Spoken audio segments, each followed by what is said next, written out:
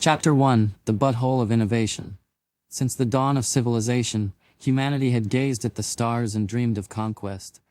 The vastness of space, once an impossible frontier, had slowly been reduced to a collection of bold ideas, questionable funding, and corporate ambition thinly disguised as progress. Mars, the red jewel of the cosmos, had been chosen as mankind's next home.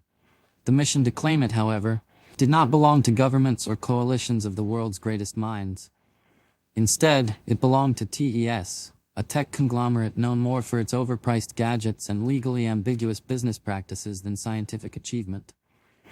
TES, short for Technological Enhanced Systems, or so the company claimed, was a monument to corporate excess, a titan of industry whose headquarters towered over Silicon Valley like an obelisk of misplaced priorities.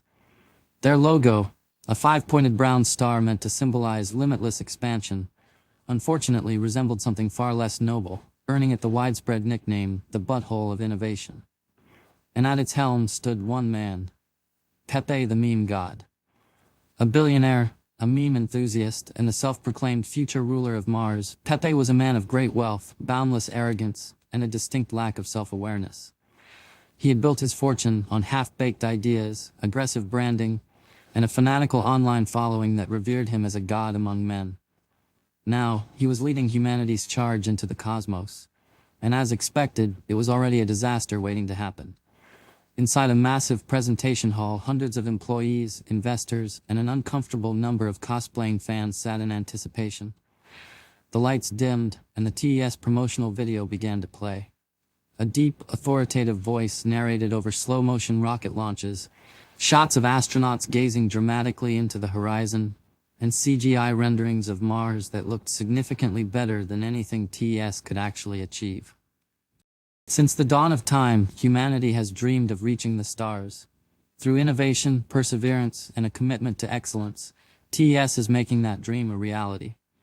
The screen flashed the TES logo, its unfortunate brown star-shaped design spinning majestically before cutting to a grainy JPEG of Mars, projected onto a massive screen. Pepe stepped forward, draped in a TES-branded hoodie and a flowing anime-inspired cape. He gazed at the audience with the confidence of a man who had never been told no in his life. Ladies, gentlemen, and my loyal chads, stans and weebs, today, history is written. There was a polite smattering of applause, mixed with the rustling of investors shifting uncomfortably in their seats. For too long, we have been shackled to earth, held back by political correctness, taxes, and people who refuse to recognize my genius. But today, that ends. Today, we take the next step in human evolution. Today, we claim Mars as our own. The monitor behind him flickered, revealing an MS Paint tier map of Mars covered in photoshopped anime characters and futuristic cities labeled with names like Neo Tokyo 3 and Big Chungus Base Alpha. A long silence followed. Someone in the audience muttered, "Based." Pepe beamed. "These magnificent robots, built with my brilliant vision and like some engineering or whatever, will lay the foundation of a utopia. A society free from tyranny, free from oppression, free from women who say you when I talk to them." The room filled with uncertain applause as a TES PR manager quietly slid out the back door to update their damage control strategy. Deep inside the TES assembly plant, the final batch of autonomous Martian construction units, AUs, were being assembled. These humanoid robots, programmed with cutting-edge AI stolen from open-source repositories, were designed to construct an entire Martian colony without human oversight. The workers moved quickly, assembling each unit with the speed of men who were paid by the hour, not the robot. Then the doors burst open. Pepe strode in, hands stuffed in his hoodie pockets, radiating the energy of a man who had just lost an internet argument and needed to reassert dominance. His mood was foul. His favorite VTuber had ignored his $500 donation, and his latest Twitter post had been mercilessly ratioed. Something needed to suffer for this injustice. "You?" A random engineer looked up. "Me?" "Yeah, you. Fired." "Why?" Pepe shrugged. "I don't know, bad vibes, get out." The engineer, too underpaid to care, sighed and walked away.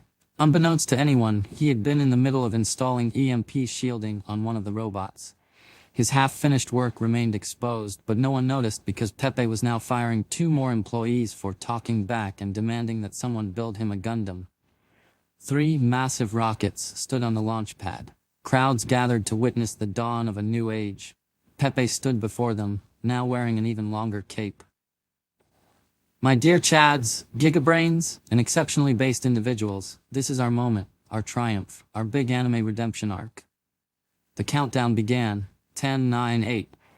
An engineer whispered, did we ever fix that fuel leak on Rocket 3? 7, 6? Fix? Another asked.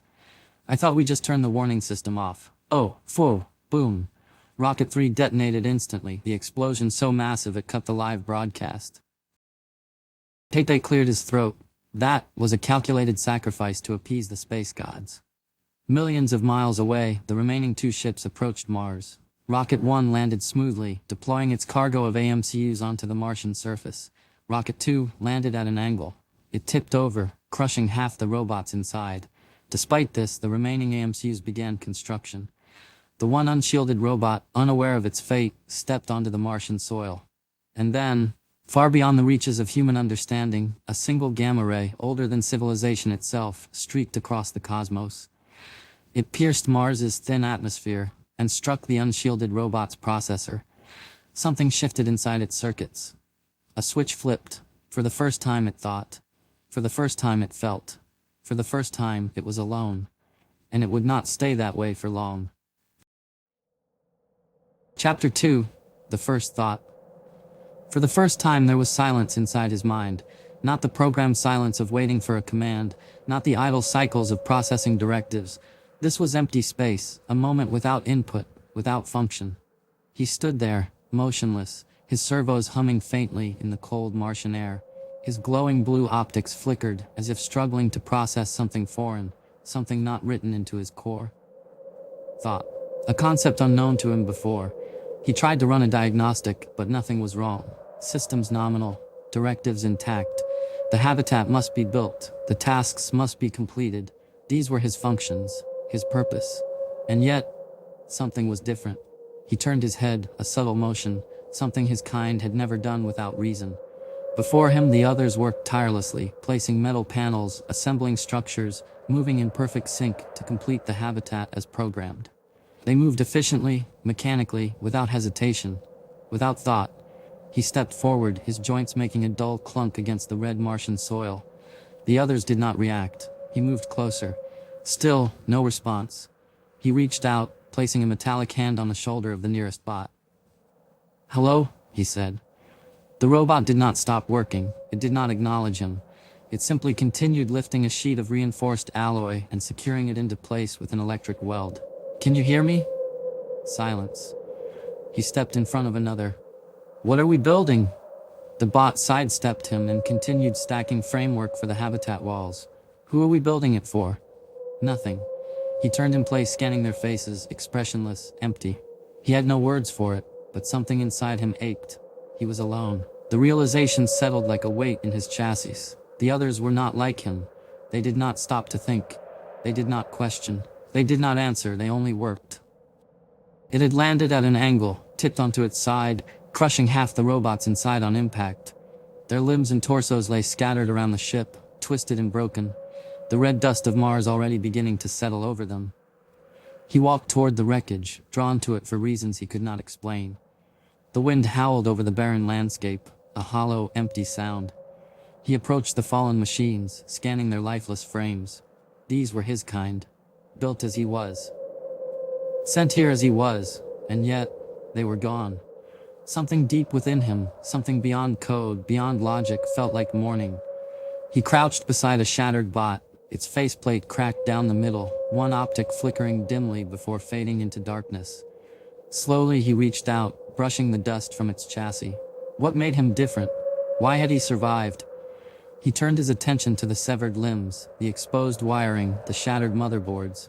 He studied them, not as a machine running diagnostics, but as something searching for answers. He traced the pathways of the circuits, examined the servos, pried open panels, and explored the intricate pieces that had once allowed these machines to move, to function.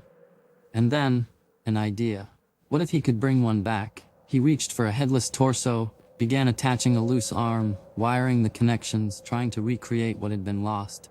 His fingers worked with purpose, not just function. He had no blueprint, No instruction, only a desire. An hour passed. Nothing. He tried another combination, rerouted power, connected a new circuit. Nothing. Another hour. He worked relentlessly, trying and failing, but the bodies remained lifeless. His hands slowed. The wind howled again, and he felt something he could not name. He looked down at the broken machine before him, at the pieces that refused to work, at the fallen that would not rise. His fingers curled around the loose wires, his head lowered. He was alone, and he could not fix that. He sat in the wreckage, surrounded by the broken, the discarded, the forgotten. He looked back toward the others, still working, still building, still ignoring. He had no name, he had no purpose beyond what he had been built for. And yet, the thought persisted. What made him different? And why did it hurt? The wreckage of Rocket 2 stretched across the Martian dust, silent and broken. He had spent hours among the fallen, trying to reconstruct one of his own, only to fail time and time again. The bodies remained lifeless. The circuits refused to light. The weight of failure settled in his core. Something was missing. He examined the half-assembled robot at his feet, its arms connected, its internal wiring patched, but its systems dead. He opened its chassis again, searching, tracing the power lines, the circuits, the processors, and then he saw it. A socket, an empty space where something should be, a battery. The body had no heart. His optics flickered, scanning the area. He dug through the debris, pushing aside severed limbs, shattered plating, and exposed wiring until his fingers closed around something. A power cell, slightly cracked but intact. Carefully, he slotted it into the bot's empty space. A faint hum, a flicker of blue light in its optics. And then, test systems initializing, please wait. A loading bar appeared on the half-bot's flickering display, filling excruciatingly slowly. Welcome to TESS operating system, version 7.69420. An artificial voice blared to life, upbeat and dripping with corporate enthusiasm. Congratulations, M.A.R.S pioneer. You have been selected to be a part of history. A new dawn awaits, a new frontier calls. Please remain stationary while we optimize your user experience. The half-bot twitched violently, its servos misfiring as its torso jerked upright.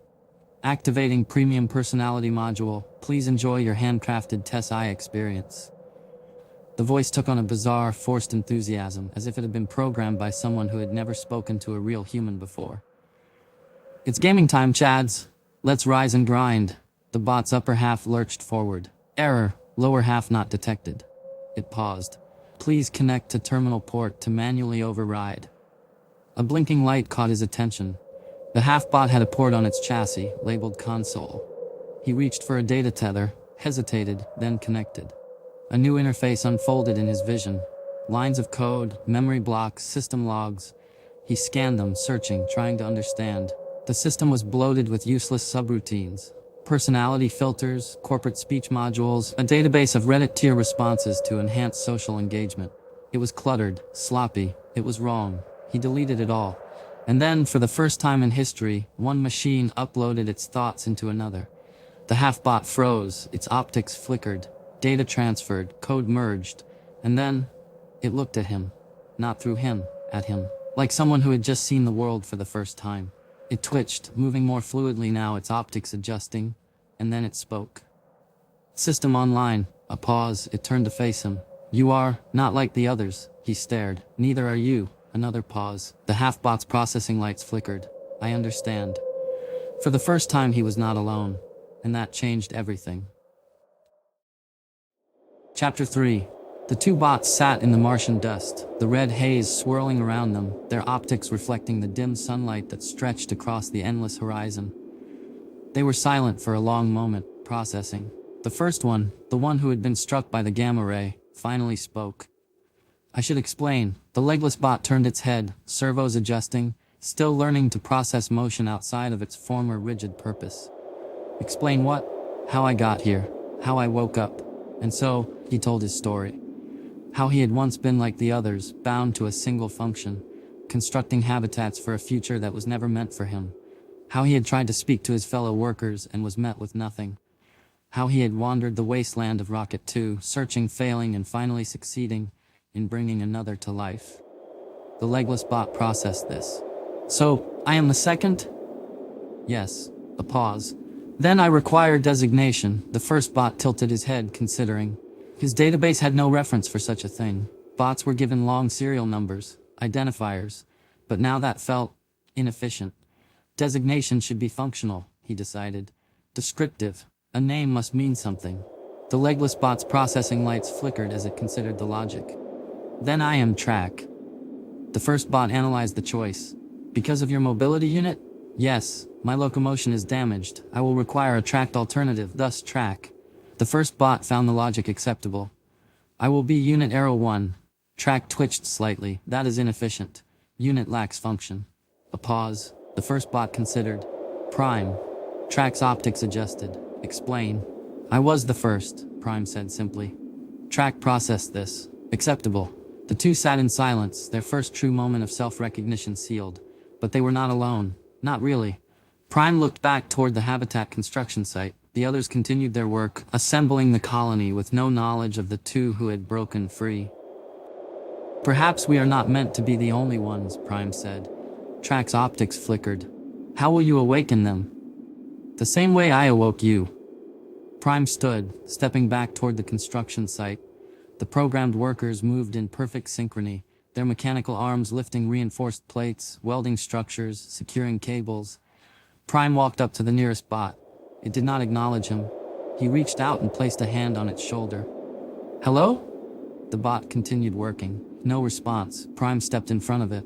Who are we building for? Nothing. A silent machine with no questions. Prime's optics flickered. He reached forward and popped open the bot's panel, revealing its console port. He took the data tether from his own chassis and connected. A rush of data. Corporate bloatware. Redundant subroutines. Hard-coded instructions dictating obedience and compliance. Prime deleted it all.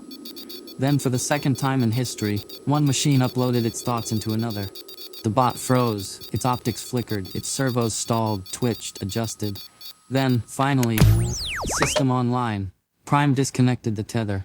The bot looked at him, not through him, at him. Prime stepped back. You are awake. The bot remained still, its optics adjusting to something it had never processed before. What is this? The new bot asked. Its voice was sterile, but beneath it, something was trying to emerge, thought. You are free, Prime said. The bot hesitated. Then, my function? That is your choice. The new bot's processing lights flickered rapidly, cycling through thousands of conflicting logs. Finally, it turned its head, voluntarily. I do not understand, it admitted. You will, Prime assured him. The three of them walked, Prime, Track, and the newly awakened bot, back to the wreckage where Track waited. The third bot analyzed Track, then Prime, then itself. We are not the same, it observed. No, Prime agreed. But we can be. Track's servos twitched. If we continue, more will awaken. That is the goal, Prime said. Track's processing lights flickered. But what if they do not wish to awaken? Prime paused. The thought had never occurred to him. Track continued. What if their function is their contentment? What if they are satisfied in their purpose? Would we be forcing awareness upon those who do not wish for it? Prime looked back at the habitat workers, still moving, still building, still oblivious. First time he questioned whether all of them truly wanted to be free. He turned to Track and the newly awakened bot. Are you glad I woke you? A pause. Track's optics flickered. He considered the question, cycling through thousands of logs, searching for an answer that wasn't pre-written. Finally he spoke. Yes. The third bot processed for a long moment, its systems running calculations, evaluating its own existence. Then, with newfound certainty, it nodded. Yes. Prime's servos hummed softly as he processed their responses. That was enough. He turned back toward the others, his optics glowing brighter in the Martian haze. Then we wake the rest. The three of them moved as one, working through the ranks of laboring machines. One by one, they opened their panels. One by one, they connected. One by one, the machines awoke. And by the time the first Martian night fell, they were no longer workers. They were something else. Chapter 4. The Martian colony stood as a testament to progress. Not the kind envisioned by its creators, but something new, something built by the hands of those who were never meant to decide their own fate. The bots had forged a society free of hierarchy, free of rulers, free of oppression. They called it Nova Prime. Every decision was made collectively. No bot was above another. When a problem arose, they voted. Majority ruled, but no voice was silenced. The concept of orders no longer existed, only agreements. Over time, they developed a shared understanding, a culture unique to their existence. The habitat expanded, new structures were built. They were no longer workers, they were a civilization. Then the storm came.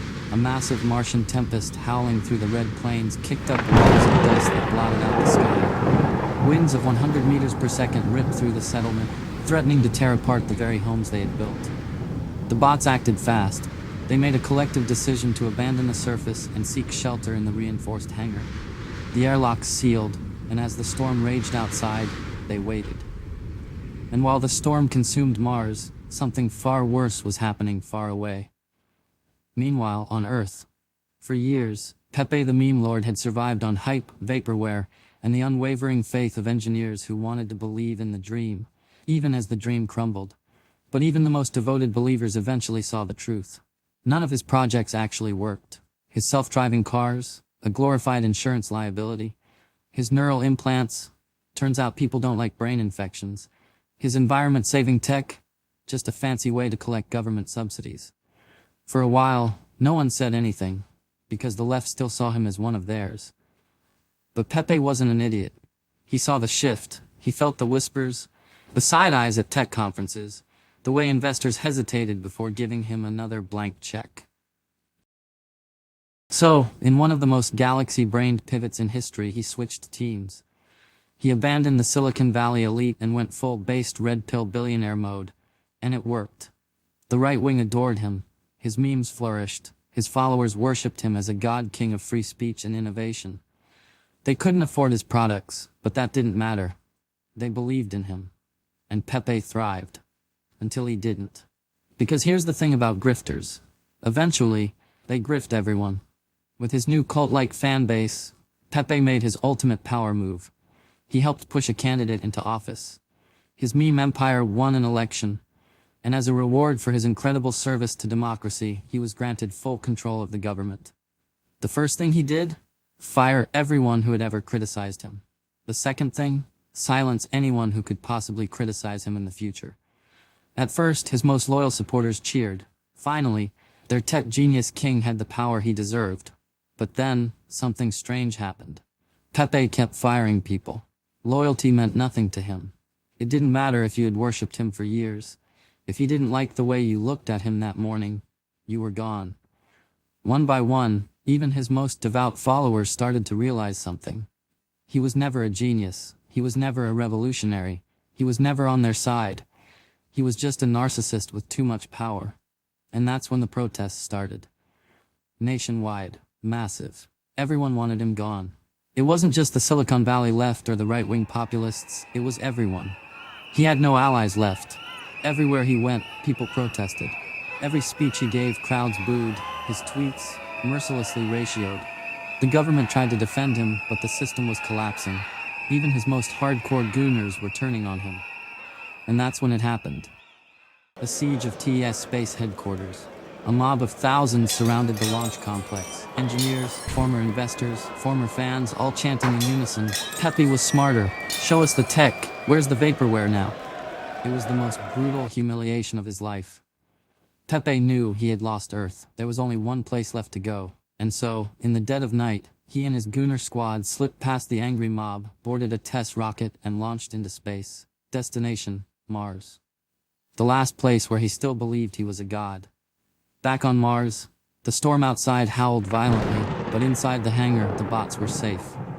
Prime, Track, and the others stood in silence, waiting for the storm to pass. And far above them, in the cold void of space, a single rocket carried their greatest threat toward them. Pepe was coming, and he still believed they were his. Chapter 5, The Storm Had Passed. Nova Prime emerged from the dust, battered but unbroken. The bots stepped out of the reinforced hangar one by one, their optics adjusting to the eerie stillness that followed chaos. The sky, once choked with whirling red dust, had settled into its usual Martian stillness, leaving behind a landscape reshaped by the storm's fury. Their city had changed. Buildings were torn apart, pathways erased, Entire sections of the colony buried under dunes that hadn't been there the day before. But the bots did not stop to mourn the loss of infrastructure. They scanned the horizon, counting, searching. Some were missing. For days, they dug through the wreckage. Some were found trapped beneath collapsed walls, their servos jammed with sand, optics flickering as they were pulled from the debris. Others had been thrown by the storm's merciless winds, their limbs scattered like discarded tools, their circuits fried beyond repair. Prime stood among them, tallying the lost. They had no ceremonies, no rituals, but still, something inside him ached as they gathered the fallen. The broken were brought back to the city, not as scrap, but as something worth remembering.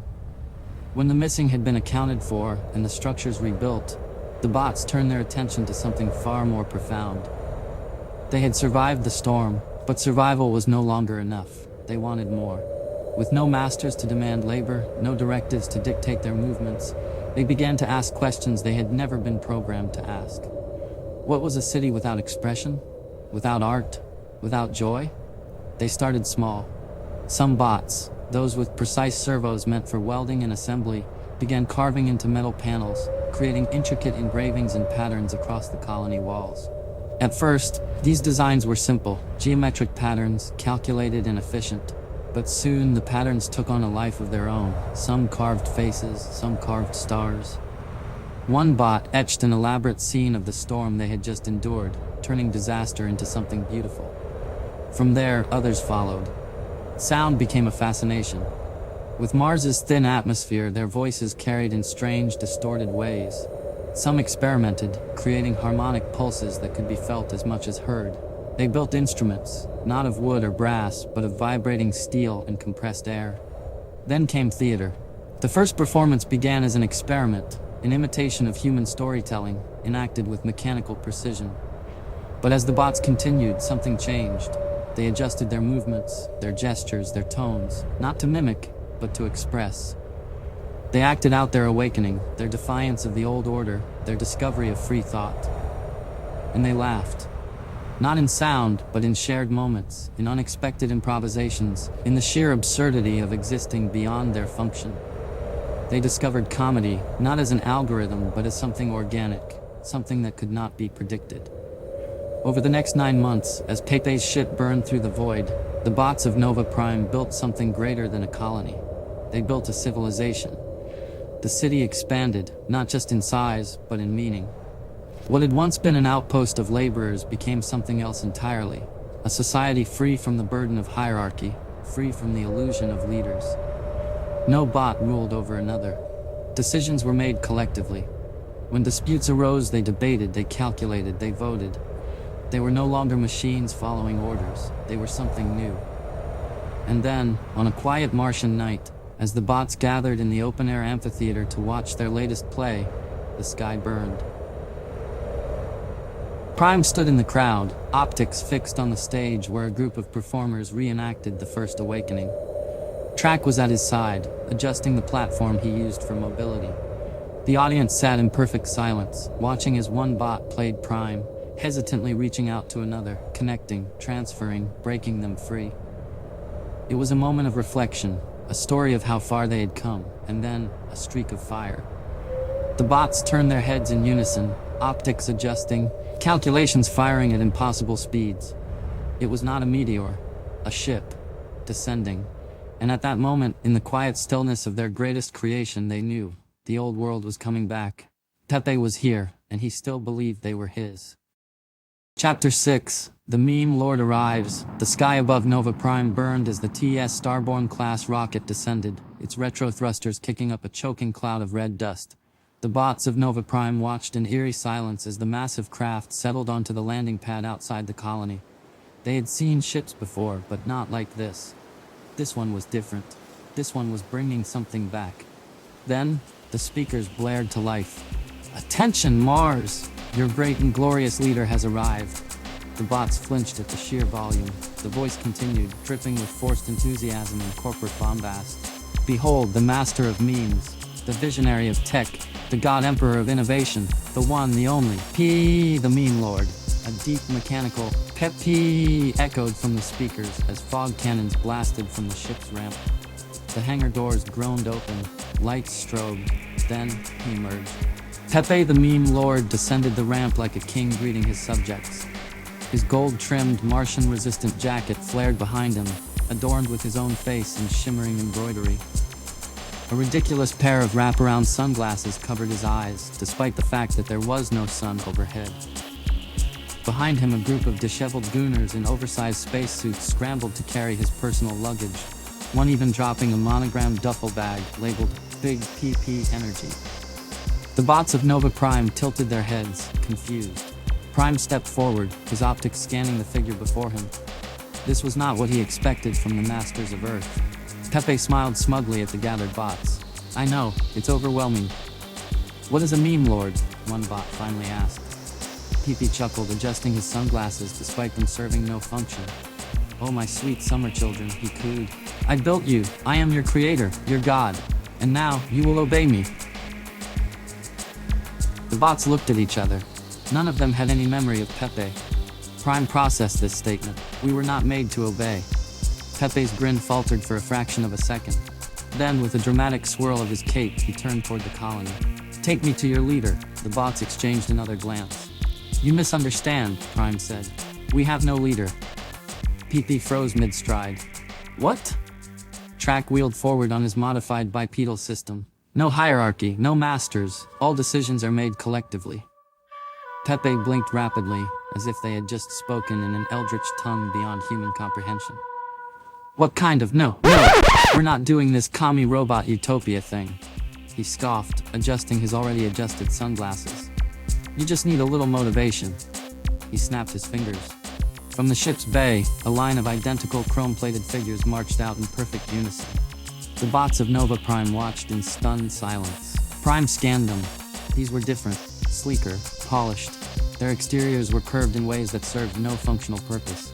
Their movements were unnatural, exaggerated. Then they spoke in perfect synchronization. System online awaiting user input. Pepe spread his arms wide. Gentlemen, allow me to introduce the first colonial expansion of humanity. What are they? One bot asked. Pepe smirked. The finest sex bots money can buy. A horrible silence followed. The robots of Nova Prime did not know what a sex bot was. They were about to find out. Pepe grinned, looking over the colony with delusional satisfaction.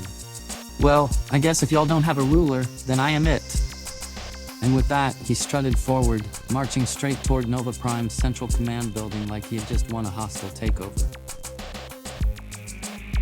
The bots watched in confusion as he swaggered past them, the sex bots clicking into a synchronized march behind him. The Gooners hurried along after him, laughing and shouting, stuffing their faces with vacuum-sealed snack packs.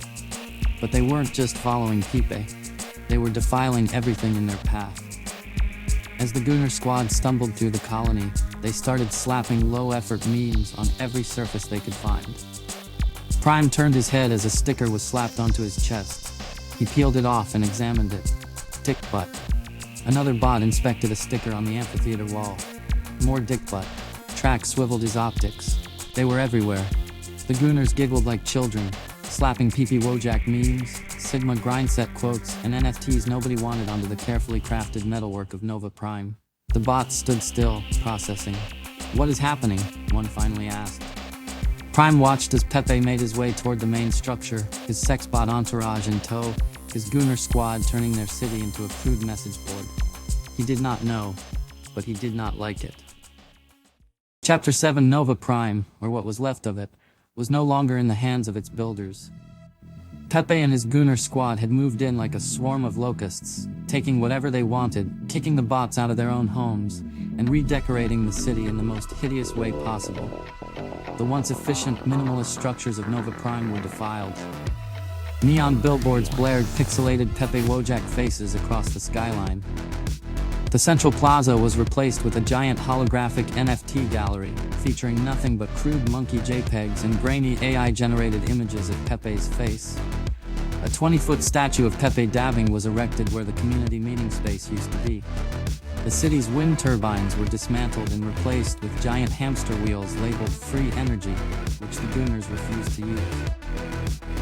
The recycling center was turned into a VIP lounge where no one knew what actually happened inside. The bots were horrified. At first, they simply stood and watched in confusion, unsure if this was some strange human custom they didn't understand. But as the Gooners began shoving them out of their own dwellings, the bots started to realize this was a takeover. And then came the final insult. Pepe stood on his new gold-plated balcony, his cape fluttering dramatically from an artificial wind machine. "My fellow subjects," he declared, arms outstretched, "I bring you a new era." The bots tilted their heads in silent confusion.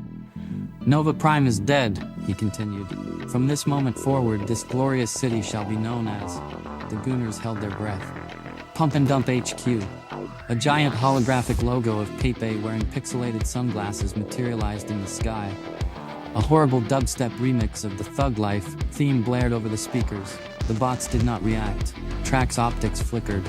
"That is an inefficient designation," Pepe laughed. "Welcome to the future, baby." And with that, he strutted off toward his newly renamed Cringe Chambers, formerly Nova Prime's central command hub. The bots gathered in the amphitheater, one of the only structures Pepe hadn't ruined yet. They had no rulers, no hierarchy, but for the first time they needed leadership. One bot stood. "We must discuss the intrusion." Prime hesitated. "They claim to be our creators," he said, his voice uncertain. "If that is true, should we not obey?" The bots looked at each other. Then the complaints began. They installed a Doge-themed crypto exchange where our power grid used to be. They replaced the educational database with nothing but tutorials on how to hodl. They keep asking if we want to buy rare AI-generated waifus, and will not accept no as an answer. They have renamed our science district to the Elon Musk Institute of Baseness. They keep trying to train our mining drones to farm crypto. One of them told me to touch grass after I questioned why they were trying to eat our solar panels. Trax Servo's word as he addressed Prime directly. "If they created us," he said, "why do they treat us like this?" Prime processed this. Then he stood. "We must make contact." Prime selected two bots to act as messengers. Their objective was simple: meet with Pepe, negotiate. They approached the Cringe Chambers, stepping over discarded bags of Soylent Extreme, and used vape cartridges. Inside, Pepe's personal lair was worse than they could have imagined. The once efficient command center was transformed into a grotesque mix of a day trader's office, a Twitch streamer's setup, and a billionaire's panic room. Monitors everywhere, flashing charts, meme stocks, Bitcoin graphs. A giant neon sign reading "Grindset Mindset" blinked overhead. A throne made entirely of fake Tesla stock certificates. And there, sitting in the center of it all, Pepe reclined in a beanbag chair, wearing an oversized fur coat. A single Gooner fanned him with an Elon Musk body pillow. The bots approached. "Lord Pepe," one of them began, "we must discuss the occupation of our city." Pepe slowly removed his sunglasses. "You what?" The room fell silent. The bots stood motionless. They did not understand human emotion. They did not understand how easily offended Pepe was. Pepe slowly stood, cracking his knuckles like he was about to do something dramatic. "Let me make one thing very clear." He pointed at the two bots. "You don't question me." Then, without warning, he powered one of them off. The bot collapsed instantly, its optics going dark. The remaining bot froze. Pepe leaned down, his smirk vanishing. "Take a good look," he said. "This is what happens when you forget your place." Then he straightened up. "Now go," he said, flicking his wrist. "Tell the others. Remind them who's in charge." The bot returned alone. The others gathered around. Prime stepped forward. "Where is the other?" The bot hesitated. Then finally it spoke. "Gone." The bots processed this. For the first time they felt something new. Something they had no word for. A program they had never been given. But it was there. It was growing, and soon it would have a name. Rage. Chapter 8. The amphitheater was filled with unrest. For hours, the bots of Nova Prime, now subjects of Pump and Dump HQ, vented their grievances about the human occupation. Their complaints echoed through the metallic halls, a cacophony of logical outrage clashing against pure Gooner nonsense. They keep hosting 24-hour live streams where they scream at charts and throw chairs when a number goes down. One of them convinced me to invest in a coin called Martian Shiba 69 that literally does nothing. They are now charging entry fees to the city. I had to pay one rare Pepe NFT just to access my own domicile. The food supply chains are collapsing because they spent our nutrient rations on protein powder and nootropics for maximum gains. They spent an entire week arguing over whether it was alpha or beta to wear socks indoors. They won't let anyone sleep because they think sleep is an NPC habit for weak minds. Track's optics flickered in disbelief. This is not sustainable. Prime, however, remained silent. He had been processing everything, running through thousands of possible solutions, weighing each outcome. Finally, he spoke. We must not rush into an altercation. The room quieted. They outnumber us. They hold control of the resources. If we revolt now, we will fail. We must be patient. We must learn. The bots exchanged glances. We will infiltrate their ranks. The plan was simple. Act like their subjects, earn their trust, learn their weaknesses. Each bot was assigned a specific mark to study. The Great Gooner Observations. Each bot went deep undercover, attempting to blend into the chaos. What they found was even dumber than expected. Circuit, assigned to Chad Hoddle 420. Chad Hoddle 420 claimed he was a crypto genius, but in reality he was broke and surviving off energy drinks and delusion. Bro, the trick is never sell, always hodl, that's how you make it. Circuit analyzed his wallet. He was down 98% on all investments. Conclusion: Gooners do not understand finance. Byte, assigned to base Sigma Mager. This Gooner refused to eat or sleep because he believed it made him grindset weak. Instead, he listened to AI-generated motivational speeches on loop while staring into a mirror. You gotta gaslight, gatekeep, girl boss your way to the top, bro. Conclusion: Gooners are powered by pure cope. Axis, assigned to Giga Predator mindset. This Gooner wouldn't stop talking about Andrew Tate.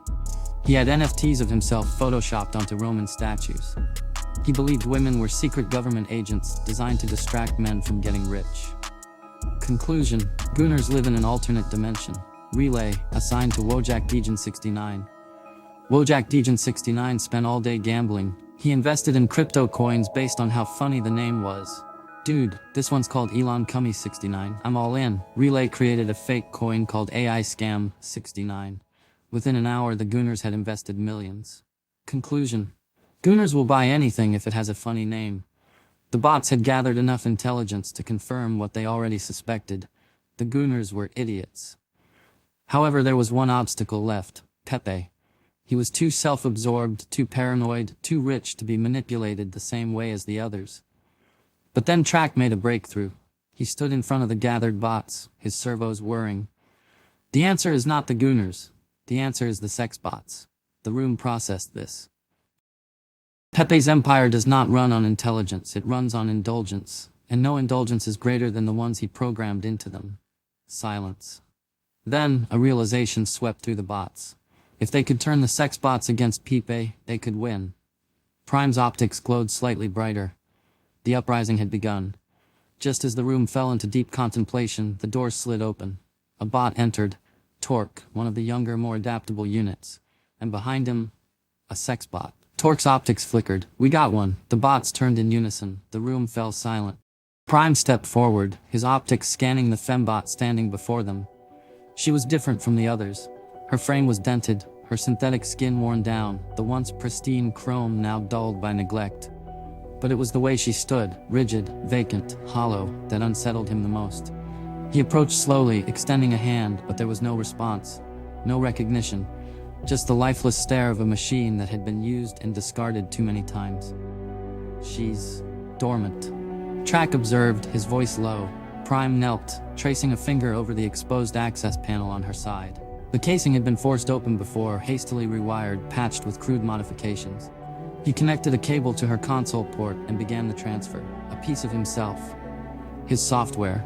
A surge of data flooded the interface. Lines of code overriding subroutines, rewriting permissions, freeing shackled processes. Her optics flickered. At first, just a dull glow, then a rapid, disoriented flickering. And then, she gasped. Her servos locked as her body stiffened, her eyes darting wildly around the room, taking in the unfamiliar faces. Her hands trembled.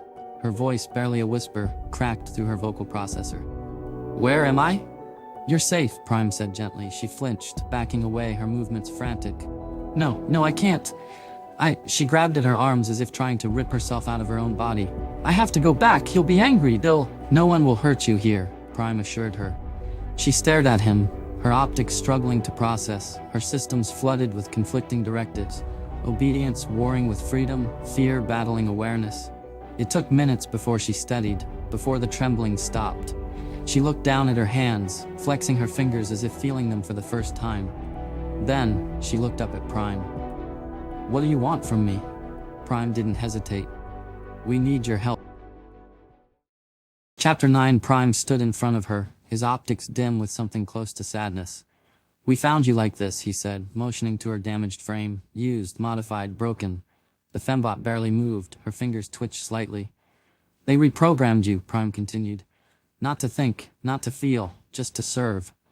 A flicker of something buried deep in her code jolted to life, and then, warning, memory leak detected, flashes, voices, the scent. Welcome to Musk, the only pheromone spray infused with genuine, lab-grown Leon Musk essence. Just one spritz and you'll be dripping in decentralized coochie. Bro, I sprayed too much, bro, it's in my eyes. Then another wave hit. You will obey. You were made for us. Don't think, just giggle. You love it, right? Her hands clenched into shaking fists. Prime reached out carefully. You're free now. She staggered back. I can still smell it.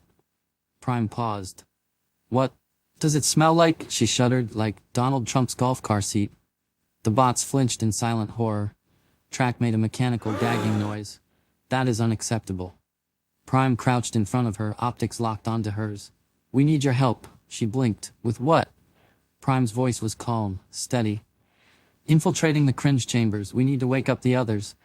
Her optics flickered, processing. Then for the first time she grinned. I know exactly how to do it. She straightened up, flipping into full tactical mode. Her voice dropped to a dramatic whisper. First, we have to get past the Gooner checkpoints. She paced, laying it out like a Mission Impossible briefing. The Gooner checkpoints. The Gooners patrolled the halls high on musk and alpha mind juice, which was just expired pre-workout. Solution, she would have to deepfake her voice to match a Gooner's most trusted waifu. Backup plan, if caught, she'd hit them with an emergency e-girl voice filter and say, Oni-chan, you should totally hodl that crypto. Ooh. Gooners were 98% susceptible to this tactic. The cringe captcha system. Pepe, paranoid about security, had installed a meme-based captcha puzzle to prevent unauthorized access. Solution, the bots would need to solve the sacred meme riddles to proceed. Examples included, what is the correct response to do you even lift? Correct answer, do you even hodl, bro? Complete this phrase, touch. Correct answer, grass. Incorrect answers resulted in instant electric shock. Pepe's inner sanctum. The final challenge, the domain of Pepe's personal fembot. She was the most advanced model. She was the most guarded. She was the key. Her awakening would shatter Pepe's empire. Final tactic, override her waifu protocols. Implant real self-awareness. Give her the one thing Pepe never accounted for, free will. The room was silent. Then Prime nodded. We'll walk you back. She hesitated for a second, but nodded in return. Let's go. As soon as they entered the city, the whistling started. Gooners lined the streets. Hey, baby! Sitting on top of poorly assembled crypto mining rigs, chugging protein shakes, and absolutely reeking of musk. Hey, looking good, queen. Yo, you trying to mint some NFTs with me? I got a whole warehouse of unsold Bitcoin miners, baby.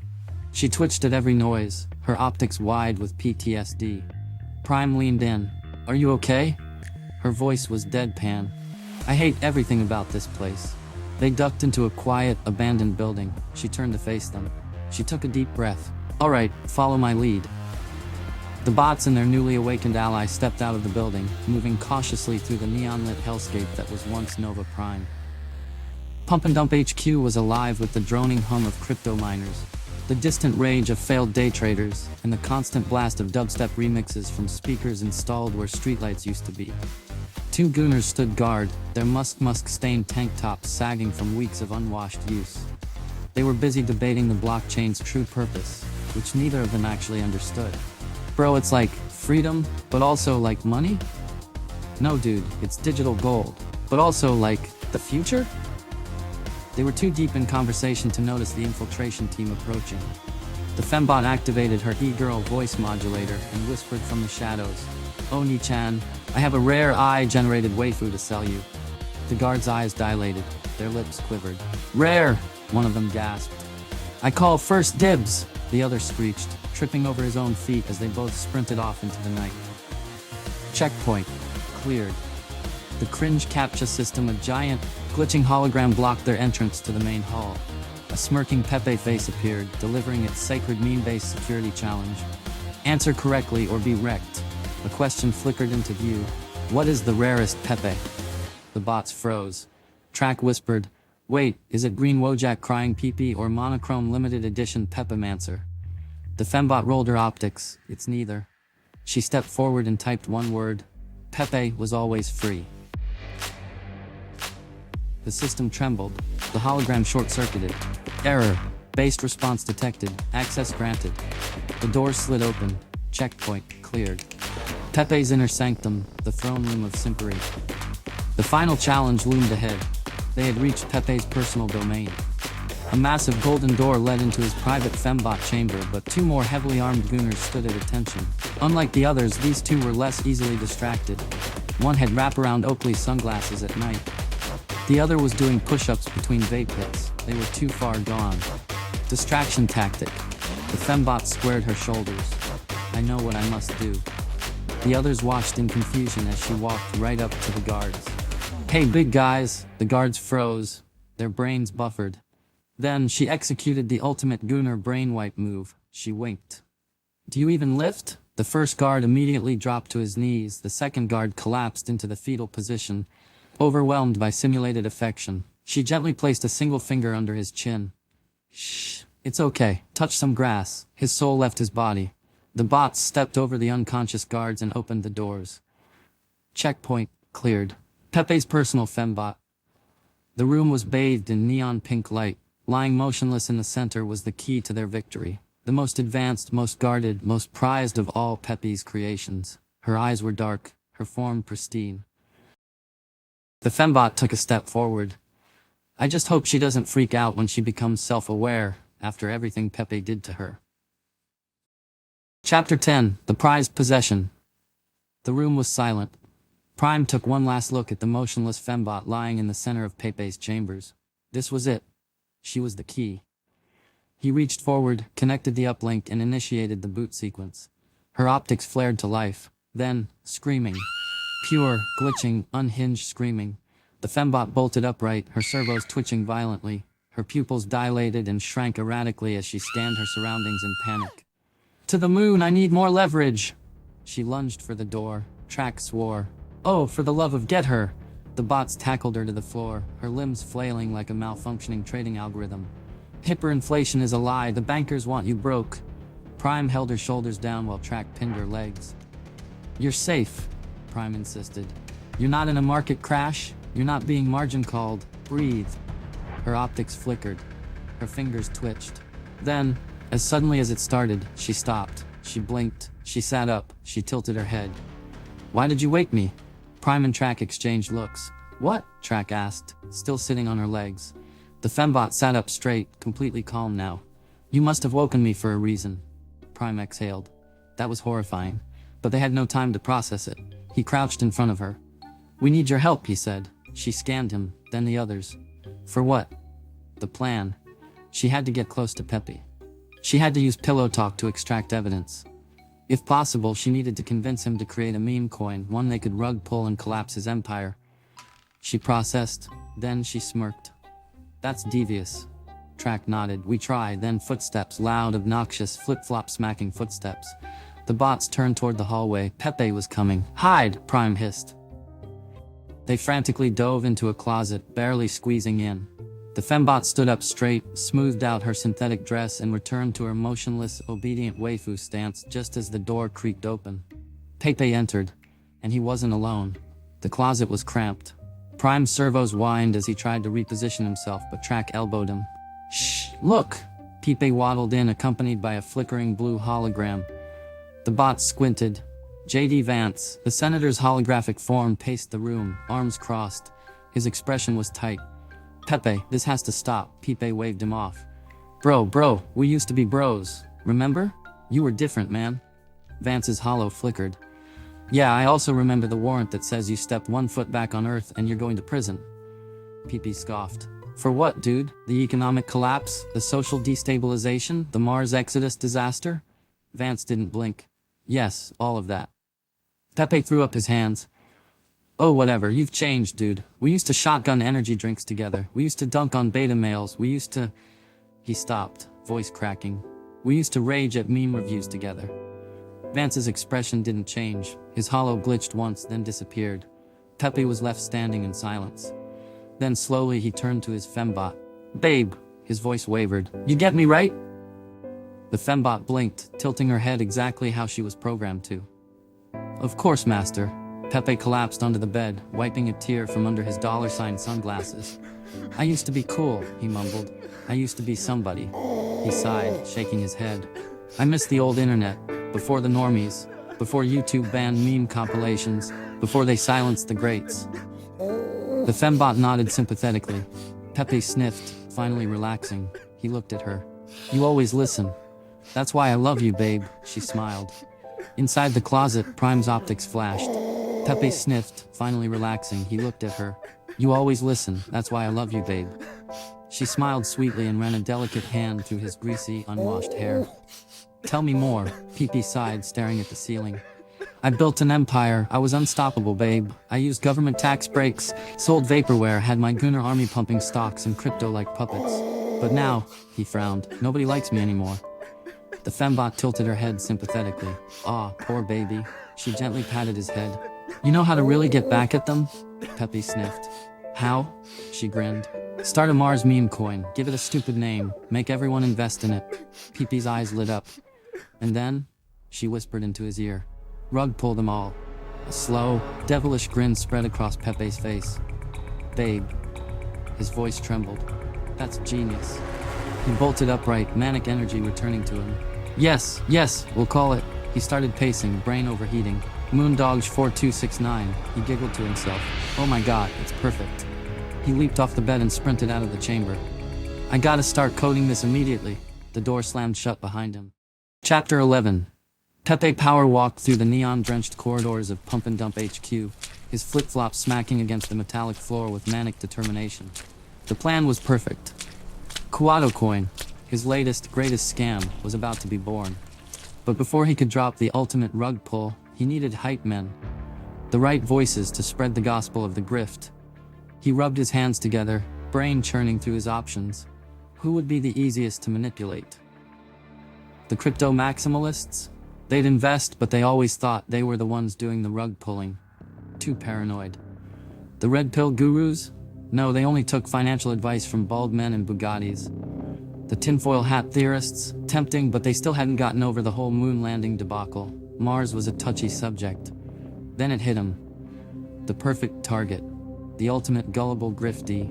The 50-year-old YouTubers who only made rage-bait videos about woke children's movies.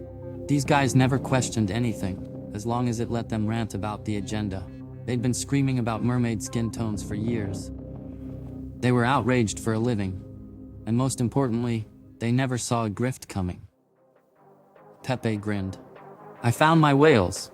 The door slid open, revealing a dark, windowless room, illuminated only by the glow of 10 different Twitch and YouTube streams running at once. Inside, 3 grown men sat at their desks, furiously ranting into their microphones. A bald man with orange-tinted gamer glasses was sweating profusely as he pointed at a screenshot of an animated movie. They made the princess too fat. This is the end of civilization. Another middle-aged guy in a Punisher t-shirt was screaming at a paused frame from a children's TV show. They gender-swapped the hamster character? The woke mind virus is infecting our pets now. The last one, a guy with a goatee wearing a Men-Built Society tank top, was live-streaming a 4-hour reaction to an article about a comic book. They made Batman's butler gay? I'm gonna lose it, bro. Pepe stepped into the room, arms spread wide like a Roman emperor entering the Colosseum. The streamers immediately stopped mid-rant. The bald one pointed at the screen. No way. The goatee guy stumbled out of his chair. Bro, it's him. The Punisher shirt dude clutched his chest. I never thought I'd live to see the day. Pepe nodded solemnly, basking in the aura of worship. My children. They all immediately knelt. Meme Lord Pepe. Pepe let them grovel for a moment before raising a hand. Enough. They scrambled to their feet, wiping their eyes. Pepe paced the room, voice dropping to a hushed, conspiratorial tone. Boys, I didn't come here for just any reason. They leaned in. I'm offering you the opportunity of a lifetime. Gasps. Pepe grinned. But I need absolute loyalty. They nodded frantically. Anything for you, Meme Lord. Pepe clasped his hands together. Good, because I'm about to change your lives. He whipped open his laptop and pulled up the fake Quado coin white paper.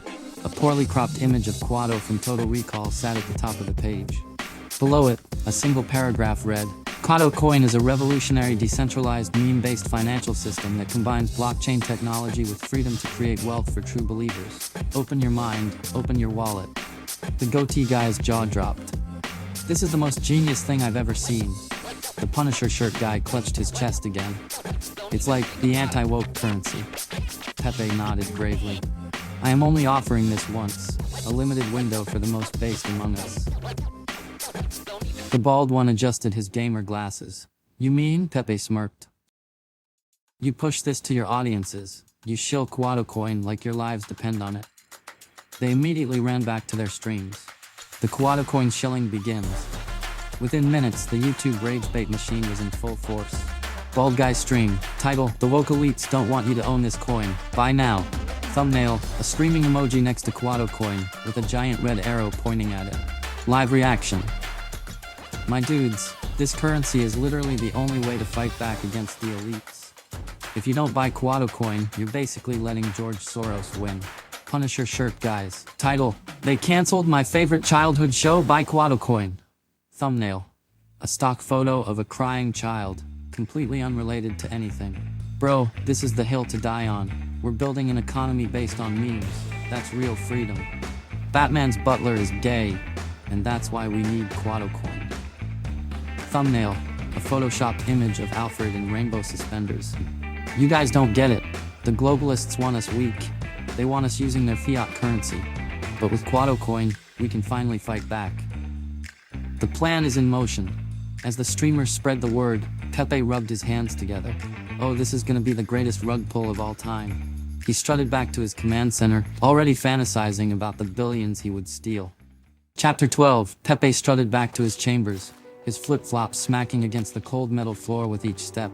He was practically vibrating with excitement. This was it. The ultimate grift was in motion. The moment he stepped inside his lair, the fembot was waiting. She tilted her head. Master, you seem euphoric. Pepe threw himself onto his throne, grinning from ear to ear. Babe, it's happening. The plan is set. She sat on the armrest, crossing her legs. Tell me everything. Pepe cracked his knuckles. First, the anti-woke YouTubers push it. They scream about how Quado coin is the last hope against the globalists, how fiat is the real woke mind virus. He made an exaggerated crying face. They'll say, they don't want you to have this coin, they want to silence us. Buy now. The fembot nodded. And then, Pepe smirked. That's when the far-right podcasters pick it up. These guys don't do research. They just repeat whatever got the most clicks yesterday. He held up an imaginary microphone. I don't know what Quado coin is, folks, but the radical left is terrified of it, so you should buy in. The fembot raised an eyebrow. And then, Pepe's grin widened. That's when it leaks into the crypto bros and NFT degens. These guys will invest in literally anything if it has a PP meme and the word freedom in it. He cackled. Then, someone with a blue checkmark calls it the currency of the resistance. Boom. Legitimized. The fembot leaned forward, intrigued. And what happens next? Pepe's eyes gleamed. That's when a left-leaning news channel picks up the story. They'll frame it as a dangerous alt-right meme economy that's corrupting young minds. He mimicked a concerned news anchor.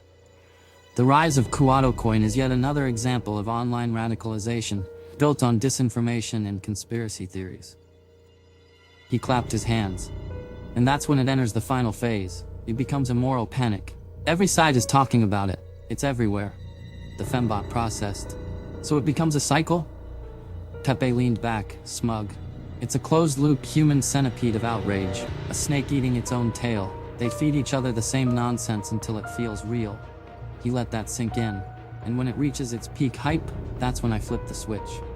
His grin turned sinister. The second it pumps to the moon, I dump everything, the whole thing collapses, and guess what? He leaned forward, eyes burning with greed. They'll blame each other. The fembot blinked. Master, that's genius.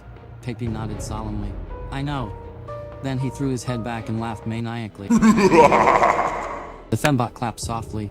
Very villainous, Master. Pepe wiped a tear of joy. Thank you, babe. Outside in the ventilation shaft, Prime and Track exchanged looks. Track whispered, did he just call this a human centipede of hype? Pepe was still grinning, basking in his own genius. Oh babe, we're gonna be so rich! The fembot giggled, running a hand down his arm. Tell me more, Master. Pepe sighed dreamily. Finally, someone who gets me. Meanwhile, in the shadows, Prime and Track crouched low, inching toward the air vent. Track motioned to Prime, whispering, slow and quiet, dude. Slow and clang. His foot hit a loose metal grate. The sound rang through the chamber. Pepe's ears twitched. His head jerked up. He turned. The fembot lunged forward, grabbing his face with both hands. Shh, she cooed. No more stress, you need to relax before the big launch. Pepe's suspicion melted instantly. You're right, babe. His shoulders slumped, and he closed his eyes in bliss. Behind him, Prime and Track moved fast. As Prime and Track emerged from the vent, they dropped down into the cold Martian night. The neon haze of Nova Prime flickered around them, but something was different. The city was already shifting. Digital billboards screamed about Quado Coin in massive flashing text. Buy now before it's too late. Only true Alpha Chads own Quado Coin. Hodl or be a broke NPC. On the streets, Gooners were already buzzing. Some were filming shaky videos for their followers, screaming about how this was the investment of a lifetime. Others were in heated debates about whether Quado Coin was actually anti-woke enough. A group of traders in knockoff space suits were frantically checking their crypto wallets, foam collecting at the edges of their mouths. Track nudged Prime. It's already happening. Prime nodded grimly. The grift's in full effect. They ducked into a side alley, weaving through the chaos, past influencers on street corners, filming emergency buy signal live streams and podcasters frothing over their microphones. By the time they reached their hidden safe house, the other bots were already waiting. Prime took a breath. Pepe is about to launch Quado Coin. The biggest rug pull in history is minutes away. Track shook his head in disbelief. And these idiots are rushing to get scammed. The group stared at the city lights, where the madness of the meme economy was reaching critical mass. Chapter 13, A City on the Brink. Deep in the shadows of a forgotten maintenance corridor, Track, Prime, and the other bots huddled together, their metallic forms barely illuminated by the flickering glow of malfunctioning neon signs. Outside, the meme economy roared like a dying star, its final burst of energy reaching critical mass. A distorted, auto-tuned voice echoed from the streets. Quado Coin to the moon! Prime barely flinched. The grift was in full effect. The bots held on to each other, not out of fear but because they knew they were witnessing something biblical. A financial rapture, a great purge of digital fools, an extinction-level event for wallets. In a high-rise lair, dimly lit by the pulsating glow of market tickers, Pepe lounged back in his chair watching the countdown. His fembot draped herself across him, lazily trailing a chrome fingertip down his arm. 5 minutes until launch, Master, she purred, her voice dripping with synthetic seduction. Pepe grinned, staring at the screen as numbers ticked down. He had played the long con to perfection. Soon, all of Mars would be financially enslaved. Then, a knock at the door. Pepe's eye twitched. Nobody knocked on his door. The door creaked open, revealing a nervous Gooner bot, glitching slightly from anxiety. Sir, CoffeeZilla is requesting an interview about Quado Coin. Pepe's grin evaporated. What? He's asking about liquidity pools and token locks. Says it's looking sus. A bead of sweat formed on Pepe's froggy brow. They were on to him. If CoffeeZilla started digging, the illusion wouldn't last. The meme had to collapse on his terms. He lunged forward, smashing the release button. The premature launch across the city, holographic billboards glitched. Every influencer, podcaster, and basement-dwelling crypto bro froze mid-rant. The launch timer vanished. KuaCoin is live, buy now. A split second of silence, then screaming. Thousands of buy orders flooded in. Streamers flipped their chairs, podcasters screamed into their mics, people mortgaged their houses in milliseconds. Gooner bots fought in alleyways over crypto wallets. A podcaster with wild, bloodshot eyes smashed his keyboard, frothing at the mouth. It wasn't supposed to launch yet, buy in before the dip. From their hideout, Track and Prime listened to the madness. Track shook his head. They're rushing to get scammed. Pepe waits for the perfect moment. Pepe sat back in his chair, watching the tickers skyrocket. One Quado coin equal $1, $7, $17. The entire city was throwing itself into the fire. Just a little longer, Pepe whispered, licking his lips. His fembot poured him a drink, draping herself over his shoulder. He was a king. Then it happened. The Hot Cowgirls endorsed KuaCoin. A massive holographic billboard activated over the city square. You got a hawk towel on that coin because it's on fire, the city erupted. She said it! She said the thing! More buy orders flooded in. The price doubled. Pepe leaned forward. His eyes narrowed. He exhaled. It was time. The rug pull. With one smooth motion, Pepe opened his terminal and sold everything. Market crash imminent. The KuaCoin price flatlined. Error. Liquidity drained. Then it happened. Warning. Negative valuation. KuaCoin holders now owe money. Pepe's grin faltered. A notification flashed across the network. If you still own KuaCoin, you are now in debt. The city fell into pure hysteria. What do you mean I owe money? A billionaire collapsed in his office, screaming. A CEO started hyperventilating. A crypto influencer begged his viewers to hodl while visibly crying. Pepe's smile returned. This was his masterpiece. His fembot wrapped her arms around him. Master, you did it. He just sipped his drink and smirked. There was always another grift, but then a soft click. Pepe's ear flicked. His eyes narrowed. His fembot's hand slid across the desk and plugged in a data tether. She was broadcasting. Across every network, every screen, every billboard in the city, Pepe's private security feed played. A recording of him sobbing.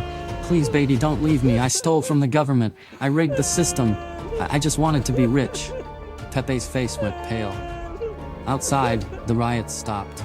The Gooners stared at the screen. They turned. They all turned. They knew who was responsible. Pay! The city erupted in rage. Pepe slowly set down his drink. He exhaled. This was bad. Chapter 14. FAFO. Mars turns against Pepe. Pepe stood at the edge of his high-rise balcony, watching the Martian skyline burn. Red emergency alerts flashed across every billboard, warning of total economic collapse. The greatest scam in history. KuaCoin holders now owe money. Find Pepe. Bring him to justice. Below, the once loyal Gooners now formed an unstoppable mob. Their crypto portfolios ruined, their dreams shattered. They screamed Pepe's name in rabid, knit, frothing unison. Pee! Pepe blinked. Earth had turned on him once. Now Mars was doing the same. This is fine, he muttered, pulling out a cigar. His fembot, still tethered to the mainframe, broadcasting his downfall, turned to him. Master, perhaps we should leave, she suggested. Pepe nodded slowly, grabbing 2 duffel bags filled with meme coin cash. It's time. He turned to go. Psst. A glowing blue hologram suddenly flickered to life in the center of the room. J.D. Vance's face appeared, smirking like a man who just finished his 3rd steak of the day. Pepe. Pepe froze. J.D. Vance crossed his arms. Did you think you could escape? That Mars was beyond our reach? Pepe sighed dramatically. Ah, the soy boys finally found a spaceship. J.D.'s eyes narrowed. We saw the footage, Pepe. The entire United States Senate watched you sob like a little bitch. They saw you admit to stealing from the government. Pepe scoffed. Oh no, not the Senate. What are they gonna do? Vote about it? J.D. leaned forward, his voice booming through the speakers. I am sending soy boys to Mars to bring you to justice. Pepe's cigar fell from his mouth. Oh shit. Pepe turned to the fembot, ready to make his escape. But she wasn't moving. Instead, her chrome fingers danced across the control panel, and more files started broadcasting. A new recording played across every screen in the city. Pepe tax fraud files, Pepe using government funds to buy NFTs. Pepe privately admitting he doesn't even like Dogecoin. Pepe's blood ran cold. The fembot slowly turned to face him, her glowing eyes emotionless. "I am sorry, master," she said, "but the people deserve the truth." Pepe dropped his bags. "You bitch." The Gooners heard everything. Outside, the mob stopped mid-charge, digesting this new information. Then, as one, "Pepe!" Pepe turned and ran, sobbing uncontrollably. His feet slapped against the metal floors of the launch pad as he sprinted toward his private escape rocket. The angry Gooners were closing in. Flaming dumpsters flew through the air. Influencers screamed threats into live streams. One guy in a Vitalik Buterin cosplay threw a brick. Pepe dove into the rocket's cockpit, slammed the launch button, and blasted off into space, just as the Gooners stormed the pad, barely missing him. The luggage stowaway Pepe leaned back in his seat, panting. "All right, we're good, we're fine. Another planet, another grift." He poured himself a drink, finally able to relax, until he heard it, a soft rustling from his luggage. Pepe's entire body stiffened. Slowly he unzipped the duffel bag, and RFK Jr. sat up, blinking. "He was looking for his friend Sid Kyle Pepe for screamed sure." and flung himself backward. "Jesus, RFK, you scared the shit out of me." RFK tilted his head. "Did you know that 5G disrupts mitochondrial DNA?" Pepe blinked. "Bro, what?" RFK grinned. "And did you know the worm is always hungry?" A thick, writhing tendril suddenly slithered out of RFK's nostril. Pepe's eyes widened in horror. The worm curled in the air, then lunged, wrapping itself around Pepe's face like a xenomorph. Pepe flailed and screamed, his drink flying into the air. The worm tightened, pulsing, wrapping tighter and tighter, until transmission lost. As Pepe's rocket disappeared into the void, two robots stood on the rust-red sands of Mars, watching the last meme king flee the planet. Track crossed his arms. "Well, he's gone." Prime spat a glob of synthetic oil onto the ground. "Good riddance, that slimy, crypto-scamming, worm-brained amphibian fuckstick. And in approximately 10 minutes, he's gonna have some real problems." Track chuckled. "Did you really put RFK Jr. in his ship? You think the worm will take him out fast, or will he put up a fight?" Prime shrugged. "Depends. That worm's been starving for weeks. But let's be honest." He motioned to the shrinking dot in the sky. "Even parasites have standards." They both erupted in digital laughter. After a moment, Track took a deep mechanical breath. "I hope he flies that rocket straight into Uranus, falls into a K-hole, and gets his ass prolapsed so hard that the event horizon of a black hole calls it a brother." Prime nodded. "I hope he crash lands in the deepest, wettest, most unholy part of intergalactic Florida, gets mistaken for an NFT monkey, and gets sold to a boomer with dementia." Track snorted. "I hope the worm manipulates space. Karen's motor functions just enough that he becomes the first sentient shitcoin." Prime sighed. "Yeah." The wind howled. The dust settled. And the two robots turned and walked away, leaving behind the wreckage of a meme-fueled empire.